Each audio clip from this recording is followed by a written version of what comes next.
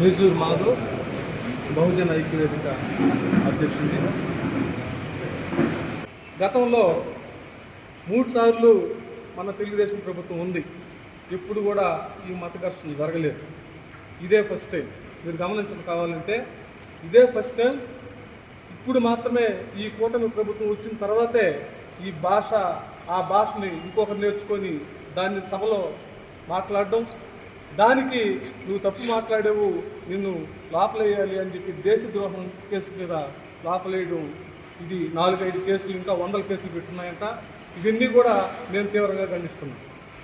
Article 25 ప్రకారం మత స్వేచ్ఛ ఉంది. ముస్లిం గుళ్ళేవి కావచ్చు, ముస్లిం హిందూ గుళ్ళేవి కావచ్చు, క్రైస్తవుడు హిందూ గుళ్ళేవి కావచ్చు, హిందువులు క్రైస్తవులు గుళ్ళేవి కావచ్చు. ఇది 25 చట్టం ఇచ్చింది. మరి ఇదంతా గతంలో ఉన్న ప్రభుత్వాలు ఎవరైతే అధికారంలో ఉంటున్నారో దాన్ని దుర్వినియోగం చేస్తూ ఉన్నారు. ఇది మేము ఖండిస్తున్నాం తీవ్రంగా. తర్వాత మనం ఆడే భాష గతం పెడితే అరెస్ట్ చేయండి, ఒకే మతంగా ఉంది, మనకు అసలు రిజర్వేషన్లు ఇవ్వద్దు. రిజర్వేషన్లు వెనుకబడిన తరగతులు ఎందుకు ఇచ్చారు?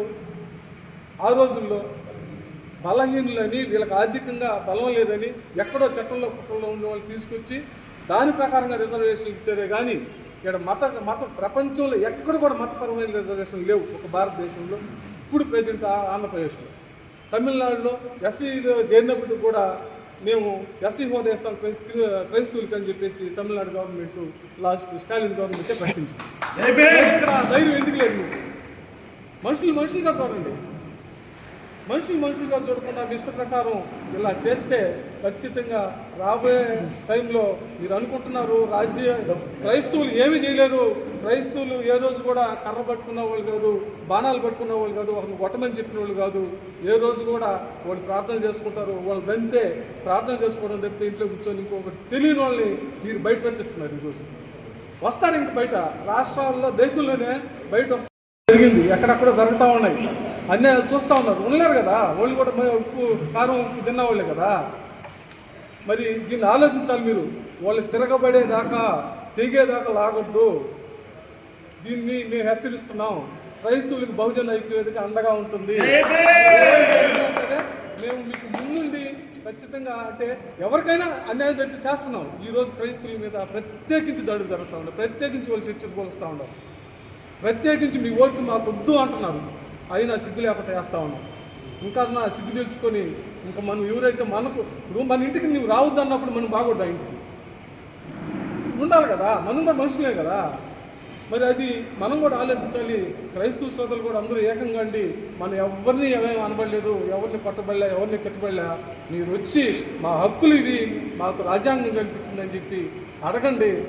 దానికి బహుజన ఐక్యవేదిక అండగా ఉంటుంది. కూడా ఆలోచించాలి. మనిషిగా చూడాలి. ఇప్పుడు మా సార్ చెప్పాడు, రాజ్యాంగం బాడీ అయితే, శరీరం అయితే, మనం వేసుకునే బట్టలే మతం అని. ఇది కరెక్ట్. దీన్ని ఆలోచించాలి అందరూ కూడా. మనం స్వేచ్ఛగా బతకాలంటే సౌభ్రతత్వం, స్వేచ్ఛ అన్నీ మనకు బాబాసాహెబ్ అంబేద్కర్ గారు రాజ్యాంగంలో రాశాడు.